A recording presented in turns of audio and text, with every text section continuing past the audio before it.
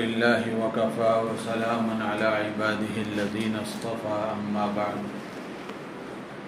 فأعوذ بالله من الشيطان الرجيم بسم الله الرحمن الرحيم إنما المؤمنون الذين إذا ذكر الله وجلت قلوبهم وإذا تليت عليهم آياته زادتهم إيمانا وعلى ربهم يتوكلون الذين يقيمون الصلاة ومما رزقناهم ينفقون أولئك هم المؤمنون حقا لهم درجات عند ربهم ومغفرة ورزق كريم صدق اللہ العظیم۔ یہ سورہ انفال کی دوسری، تیسری اور چوتھی یہ تین آیتیں آپ کے سامنے پڑھی گئیں۔ ان تین آیتوں میں اللہ تعالیٰ نے ایمان والوں کی 5 صفات ذکر فرمائی ہیں۔ 5 صفتیں ذکر کرنے کے بعد اللہ تعالیٰ فرماتے ہیں جس ایمان والے میں یہ 5 صفتیں ہوتی ہیں وہ سچا مومن ہے۔ اور پھر ان کے لیے اللہ نے 3 وعدے بیان فرمائے ہیں۔ سب سے پہلے سمجھنے کی بات یہ ہے کہ اللہ تعالیٰ نے پورے قرآن پاک میں مختلف جگہوں پر ایمان والوں کی الگ الگ صفتیں بیان فرمائی ہیں۔ کہیں متقیوں کی صفات بیان فرمائی ہیں، کہیں ایمان والوں کی صفات اللہ تعالیٰ نے بیان فرمائی ہیں۔ تو یہ صفتیں جو اللہ تعالیٰ نے ذکر فرمائی ہیں، بیان فرمائی ہیں، اس کا مقصد یہ ہے کہ ایمان والا بار بار اپنے ایمان کا جائزہ لیتا رہے، اپنے ایمان کو پرکھتا رہے، اپنے ایمان کا محاسبہ کرتا رہے۔ اس لیے کہ ایمان ایک اندرونی چیز ہے۔ اب آدمی کو کیسے پتہ چلے گا کہ اس کا ایمان کس سطح پر ہے، ایمان کی کس کیفیت پر وہ زندگی گزار رہا ہے؟ تو اس کے لیے اللہ تعالیٰ نے اس محاسبے کے لیے، اپنا جائزہ لینے کے لیے اور اپنی فکر کرنے کے لیے اللہ تعالیٰ نے یہ ایمان والوں کی صفات کو بیان فرمایا ہے کہ ان صفات کے ذریعے سے آدمی اپنے آپ کو دیکھے کہ یہ صفتیں اگر اپنے اندر پائی جا رہی ہیں تو اللہ کا شکر ادا کریں کہ واقعتاً ایمان والوں کی جو صفتیں اللہ تعالیٰ نے ذکر فرمائی ہیں وہ میرے اندر موجود ہیں۔ تو اس کا مطلب یہ ہے کہ میرا ایمان محفوظ ہے، ترقی کر رہا ہے، مضبوط ہے، باقی ہے۔ اور اگر خدا نخواستہ ان صفتوں سے آدمی خالی ہے، وہ صفتیں اس کے اندر نہیں پائی جا رہی ہیں، تو پھر آدمی کو اپنے ایمان کی فکر کرنا چاہیے۔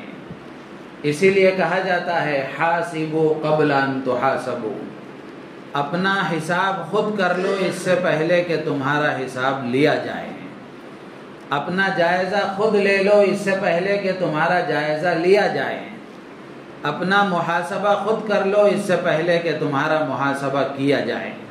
یعنی قیامت کے دن اللہ تعالی ہمارا حساب لیں گے، محاسبہ کریں گے، جائزہ لیں گے، تو اس سے پہلے بار بار زندگی میں آدمی کو اپنا محاسبہ کرتے رہنا چاہیے۔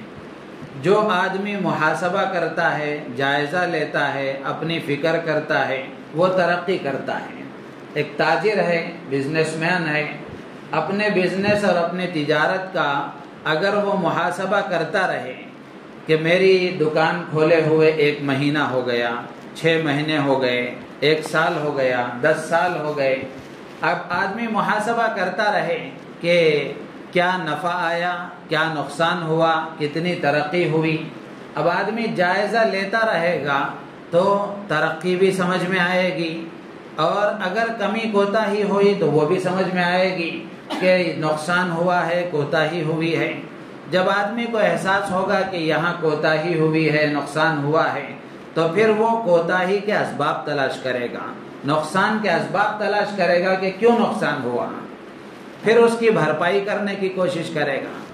جو تاجر اپنی تجارت کا جائزہ نہیں لیتا اس کی تجارت بہت جلد ختم ہو جاتی ہے۔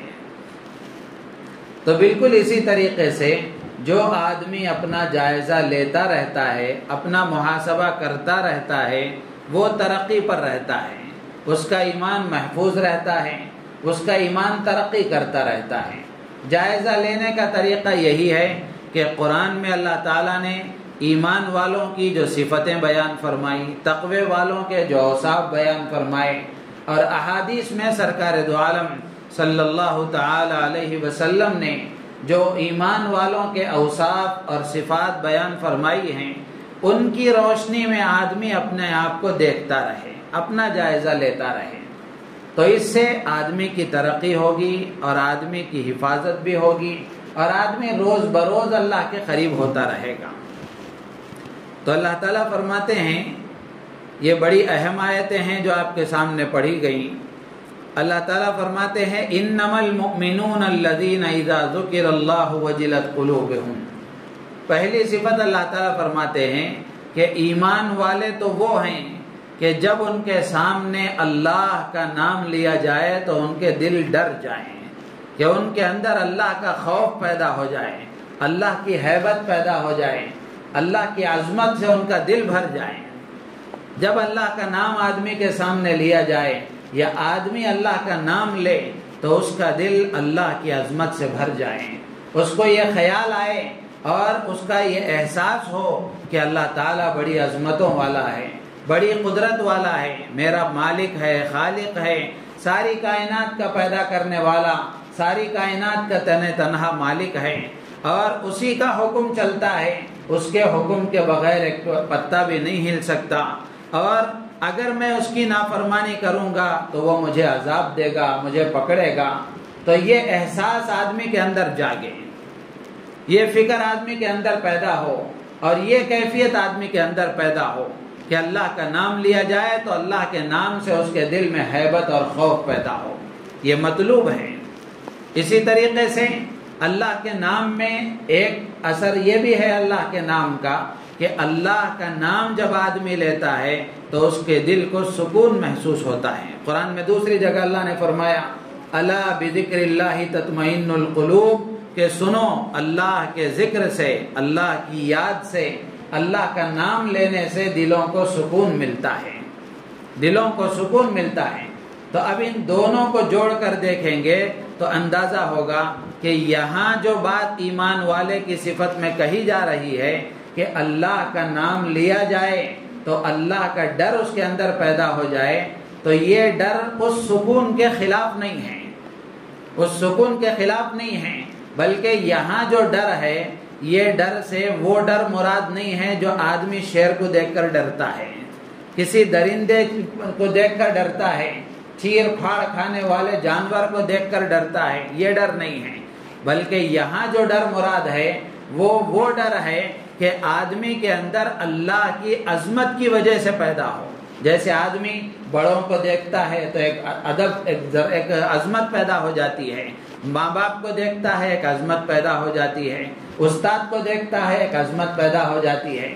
تو ایسے ہی اللہ کے تصور سے، اللہ کا نام لینے سے اس کے اندر اللہ کی عظمت پیدا ہو جائے، تو یہ ڈر اور خوف سکون کے خلاف نہیں ہے، بلکہ یہ سکون کے بالکل مطابق ہے کہ اللہ کا ڈر بھی آدمی کے اندر پیدا ہو اور اسی کے ساتھ ساتھ اللہ کا نام لینے کی وجہ سے اس کے دل کو اطمینان بھی ملے۔ اور اسی طریقے سے ایمان کی ایک کیفیت یہ بھی ہے کہ آدمی کے اندر جہاں اللہ کا ڈر پیدا ہو کہ اللہ تعالیٰ کی میں نافرمانی کروں گا تو اللہ تعالیٰ مجھے عذاب دیں گے، پکڑیں گے اور مجھے سزا دیں گے، جہاں یہ ڈر اور ہیبت ہے وہیں اللہ سے امید بھی ہونی چاہیے، اللہ سے امید بھی ہونی چاہیے کہ میرے اللہ بڑا غفور الرحیم ہے، بہت معاف کرنے والا ہے، بندوں سے بہت محبت کرنے والا ہے، اور ہماری کوتاہیوں کو بخش دینے والا ہے، ہمیں روزی دینے والا ہے، ہمیں چین و سکون دینے والا ہے، اور ہمیں نعمتیں دینے والا ہے، ایسی امید بھی ہونی چاہیے۔ اسی لیے کہتے ہیں الایمان بین الخوف والرجاء، ایمان خوف اور امید کے درمیان کی چیز ہے۔ ایمان خوف اور امید کے درمیان کی چیز ہے، یعنی اللہ کا ڈر بھی ہو اور اللہ کی ذات سے امید بھی ہو۔ امام غزالی رحمۃ اللہ علیہ نے لکھا ہے کہ جوانی میں اللہ کا ڈر اور خوف غالب ہونا چاہیے، جوانی میں اللہ کا ڈر اور خوف غالب ہونا چاہیے۔ جب آدمی جوانی میں اس کے اندر اللہ کا ڈر اور خوف غالب رہتا ہے تو وہ کنٹرول میں رہتا ہے، ہر لمحہ اللہ کا ڈر اس کے اندر رہتا ہے تو گناہوں سے وہ بچ جاتا ہے۔ بڑھاپے میں جب اعضاء کی قوتیں جواب دے جاتی ہیں، ہاتھ پیر میں طاقت نہیں ہوتی، اب آدمی اپنی موت کا انتظار کرتا ہے، قبر میں پیر لٹک گئے، تو ایسے وقت میں آدمی کو اللہ کی ذات سے امید ہونا چاہیے کہ جو ٹوٹی پوٹی عبادتیں ہو رہی ہیں میرا اللہ قبول کرے گا، بخش دے گا، جو کوتاہی ہو گئی معاف فرما دے گا۔ تو ایسی امیدیں بڑھاپے میں اللہ سے ہونی چاہیے۔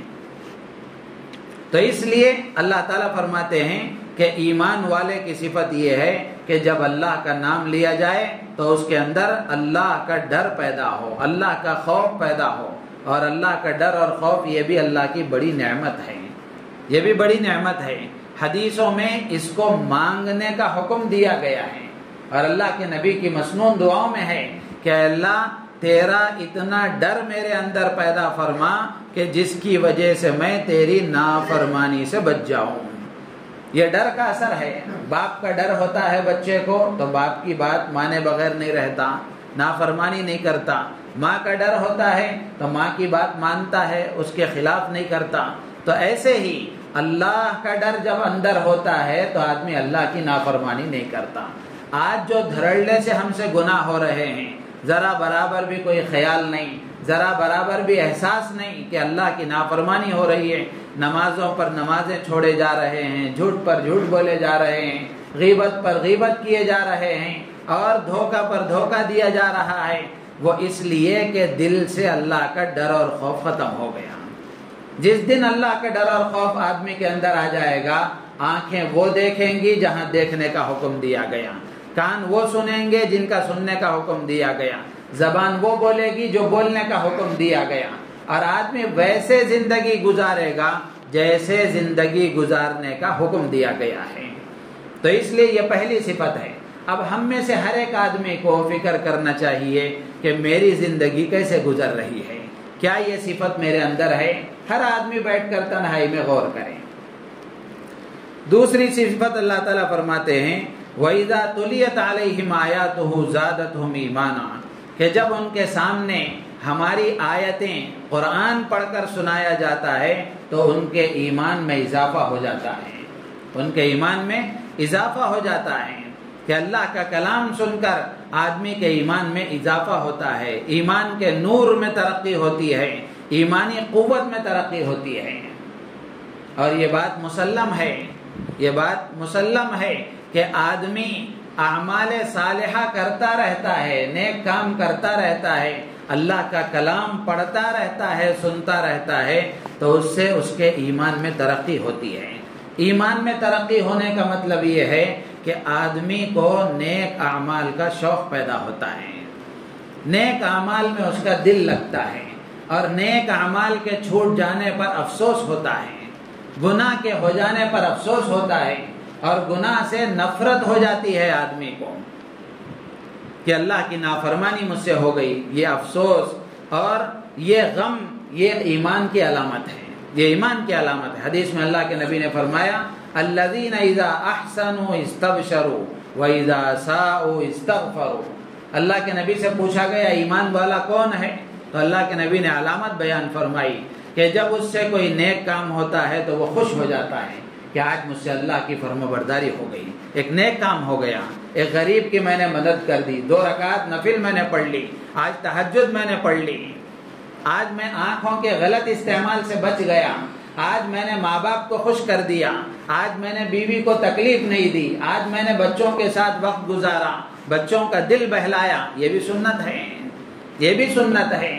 تو یہ نیک کام ہونے پر آدمی کو خوشی ہوتی ہے، نیک کام ہونے پر اندر سے خوشی ہوتی ہے کہ آج مجھ سے اللہ کی ایک فرمانبرداری ہو گئی۔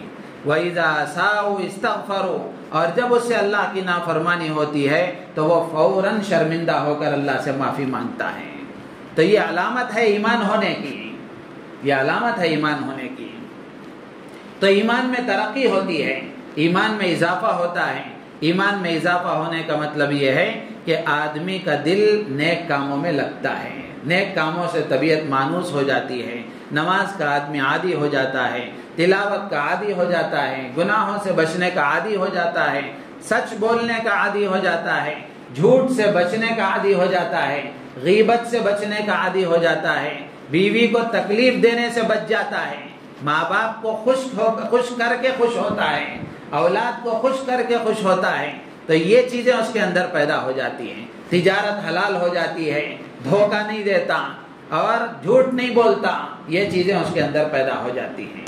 اسی کو کہتے ہیں حلاوت ایمان، ایمان کی مٹھاس، ایمان کی مٹھاس۔ ایک عربی کا شاعر ہے، وہ کہتا ہے وَإِذَا حَلَّتِ الْحَلَاوَةُ قَلْبًا نَشَطَتْ فِي الْعِبَادَةِ الْأَعْضَاءُ، جب دل میں حلاوت آتی ہے تو اعضاء و جوارح یعنی آدمی کے بدن کے جو اعضاء ہیں یہ عبادت میں چست ہو کر لگتے ہیں، شوق سے عبادت کرتے ہیں۔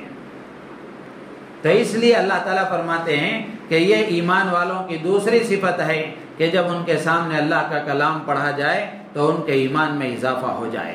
اب ہر آدمی سوچے کہ اللہ کے کلام کے پڑھنے پر یا اللہ کے کلام کے سننے پر میری کیا کیفیت بن رہی ہے؟ جلدی تراویح ختم ہو جلدی بھاگ جائیں، یہ کیفیت ہے؟ یا پھر اور سنیں، اطمینان کے ساتھ سنیں، ایسی کیفیت ہے؟ آدمی کو خود اپنا جائزہ لے لینا چاہیے۔ تیسری صفت اللہ تعالیٰ فرماتے ہیں وَعَلَىٰ رَبِّهِمْ يَتَوَكَّلُونَ، کہ وہ اپنے رب پر توکل اور بھروسہ کرتے ہیں۔ ایمان والے کو اپنے رب پر بھروسہ ہوتا ہے، توکل ہوتا ہے کہ ہر معاملے میں ایمان والا اپنے اللہ پر بھروسہ کر کے زندگی گزارتا ہے۔ توکل کا مطلب یہ نہیں ہے کہ آدمی دکان کو نہ جائے، محنت نہ کرے، مزدوری نہ کرے، ملازمت نہ کرے، تجارت نہ کرے، بزنس نہ کرے، گھر میں بیٹھا رہے کہ اللہ کھلائیں گے، یہ توکل نہیں ہے، یہ توکل نہیں ہے۔ توکل کا مطلب یہ ہے کہ جن اسباب کے اختیار کرنے کا اللہ نے حکم دیا ہے ان اسباب کو آدمی اختیار کرے اور پھر اس کے بعد اللہ کی ذات پر بھروسہ کرے کہ ان اسباب سے کچھ ہونے والا نہیں ہے، یہ اسباب اسی وقت نفع دیں گے جب اللہ تعالیٰ کا حکم ہوگا، یہ اسباب میں اثر اسی وقت آئے گا جب اللہ کا حکم ہوگا۔ تو یہ اسباب کو میں لگنا توکل کے خلاف نہیں ہے۔ آدمی بیمار ہو گیا، اب گھر میں بیٹھا ہے، دعائیں کر رہا ہے خالی کہ اللہ شفا دے دے، شفا دے دے۔ حکم ہے علاج کرانے کا، حکم ہے علاج کرانے کا کہ آدمی ڈاکٹر کے پاس جائے، صدقہ کرے، دوا کھائے اور پھر بھروسہ اللہ کی ذات پر کرے کہ شفا اللہ دینے والے ہیں، شفا اللہ دیں گے۔ ایک صحابی آئے اللہ کے نبی علیہ السلام کی خدمت میں، اللہ کے نبی علیہ السلام نے پوچھا کہ وہ جانور پر سوار ہو کر آئے تھے۔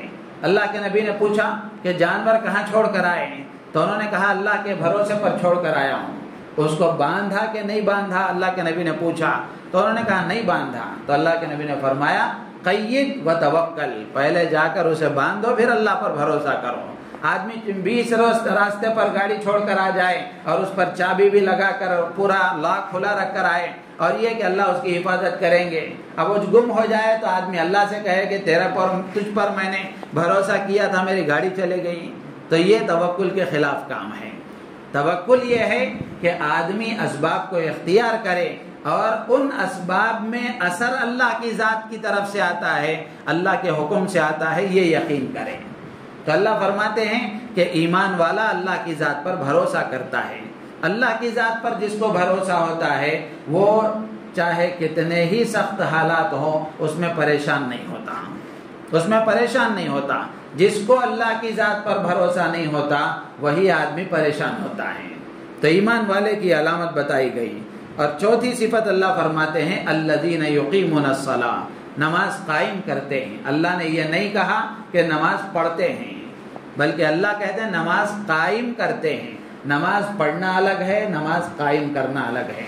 نماز قائم کرنے کا مطلب یہ ہے کہ پورے آداب اور پورے شرائط، فرائض، واجبات، سنن، مستحبات، آداب، ان سب کی رعایت کے ساتھ نماز پڑھنے کا نام نماز قائم کرنا ہے۔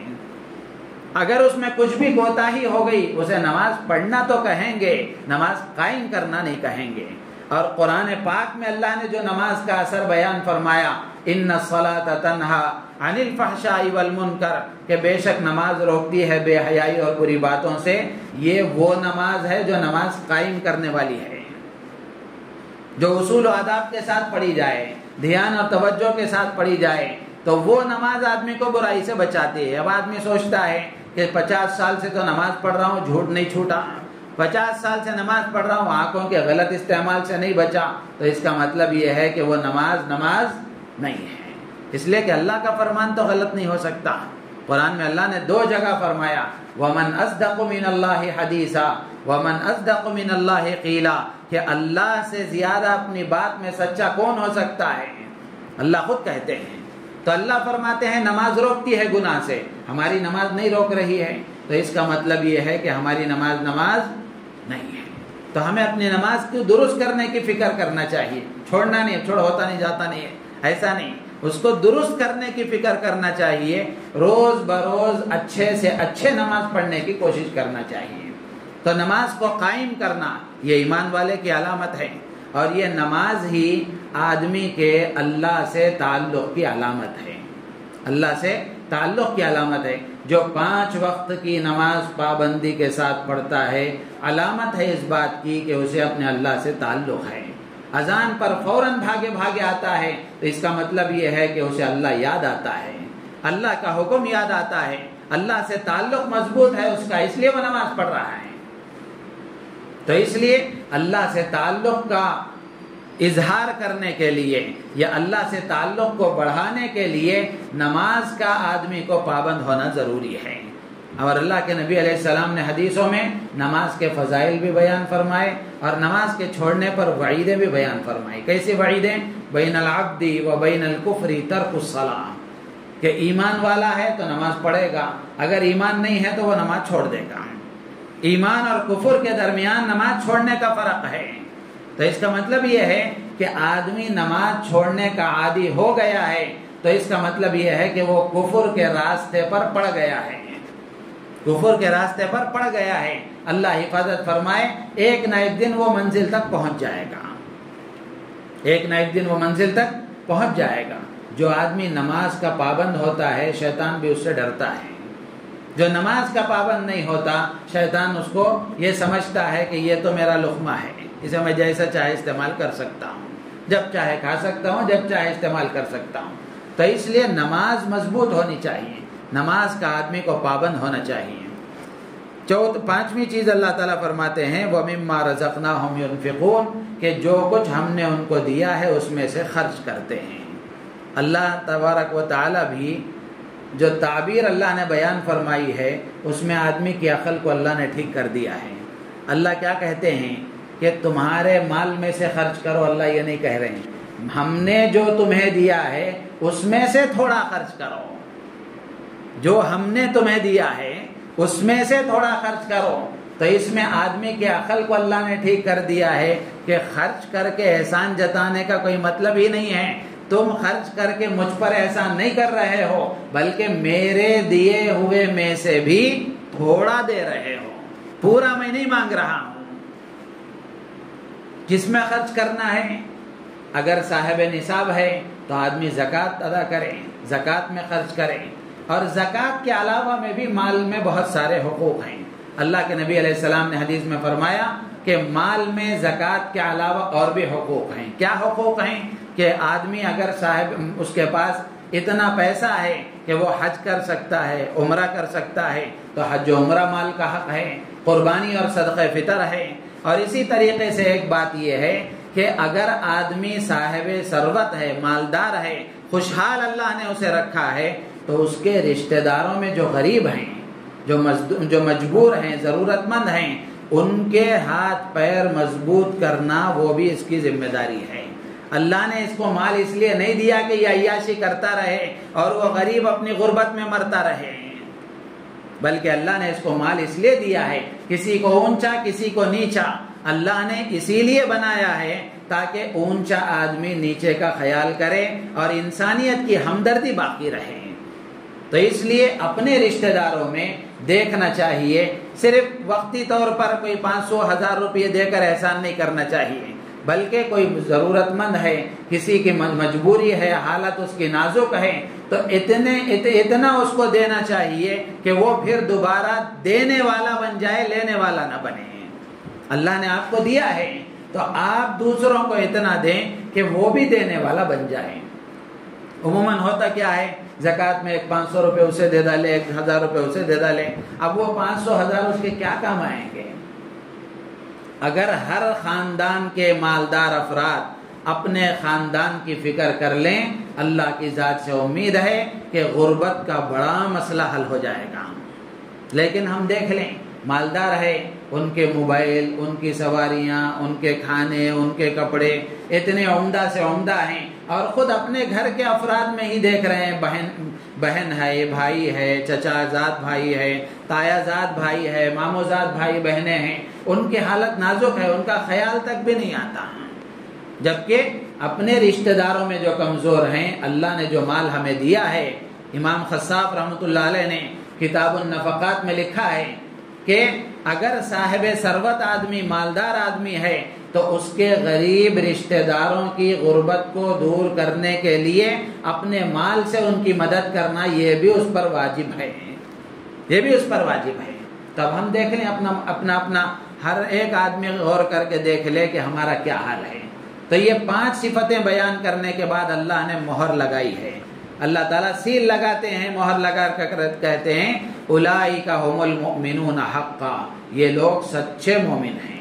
جس کو اللہ سچا مومن کہے، اس سے سچا مومن کون ہو سکتا ہے؟ پھر اللہ نے 3 وعدے ان سے فرمائے، لہم درجات عند ربہم ومغفرۃ ورزق کریم. 3 وعدے. اوپر جو 5 صفتیں بیان فرمائی وہ 3 قسم کی ہیں. ایک قسم ہے وہ ان صفتوں میں سے جن کا تعلق دل سے ہے، باطن سے ہے، اندر سے ہے. اللہ کا ڈر اور خوف، اللہ پر بھروسہ، اس کا تعلق دل سے ہے. اور اسی طریقے سے دوسری قسم، ایک صفت نماز اللہ نے بیان فرمائی، اس کا تعلق جسم کے اعمال سے ہے. اور تیسری قسم جس کا تعلق آدمی کے مال سے ہے. تو 3 قسم کے اوصاف اللہ نے بیان فرمائے کہ 3 قسم کے اوصاف کے بدلے میں 3 وعدے اللہ فرماتے ہیں. 3 وعدے.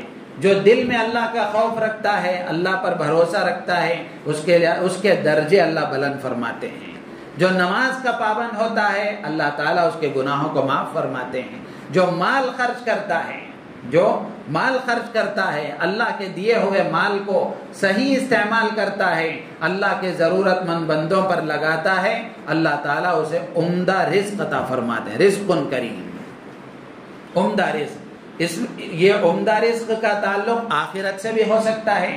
آخرت میں جو دیں گے اللہ وہ تو بہت عمدہ دیں گے، لیکن دنیا میں بھی اللہ عمدہ دیں گے. دنیا میں عمدہ رزق کا مطلب یہ ہے کہ اللہ کی عبادت کے ساتھ حلال روزی کسی کو مل جائے تو یہ عمدہ رزق ہے.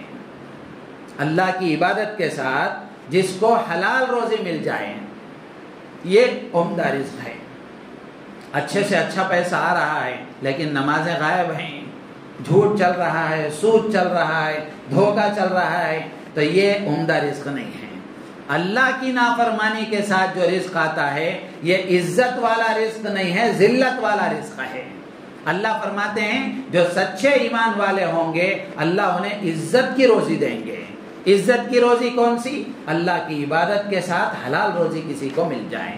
اللہ تعالیٰ سے دعا ہے اللہ تعالیٰ ہم سب کو ان باتوں پر عمل کی توفیق عطا فرمائے. ان اوصاف کو اپنے اندر پیدا کرنے کے اللہ تعالیٰ مجھے آپ کو توفیق عطا فرمائے. آج ہمارے ملک کے بزرگوں میں ایک بہت بڑے اللہ والے، بہت بڑے بزرگ، کئی مرتبہ اللہ کے نبی کا ان کو دیدار ہوا، سنتوں کے بہت پابند، ممبئی میں رہتے تھے. حضرت مولانا شاہ منیر احمد صاحب کالینا ممبئی کے، آج ان کا انتقال ہو گیا. اللہ والے دنیا سے رخصت ہو رہے ہیں، یہ ہمارے لیے کوئی اچھی علامت نہیں ہے. اس وقت جو ملک کے حالات ہیں، ان حالات میں رونے والوں کی کمی ہے. اب یہ لوگ جو رونے والے، امت کے لیے تڑپنے والے، وہ دنیا سے جا رہے ہیں. تو اس لیے 1 مرتبہ سورہ فاتحہ، 3 مرتبہ سورہ اخلاص پڑھ لیں، انشاءاللہ ایصال ثواب بھی کر دیں گے.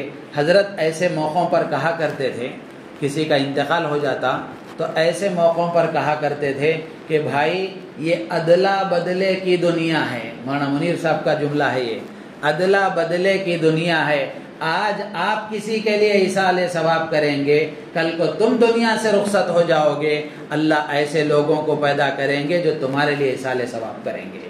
تو اس لیے یہ اللہ والوں کو جو ہم ایصال ثواب کر رہے ہیں، اس سے ان کا تو فائدہ جو ہوگا وہ ہوگا، ان کو اس کی واقعتاً کوئی ضرورت نہیں ہے، ہمیں اس کی ضرورت ہے۔ اللہ والوں کے لیے دعا کریں گے، اللہ ہمارا بیڑا پار کریں گے، ان کی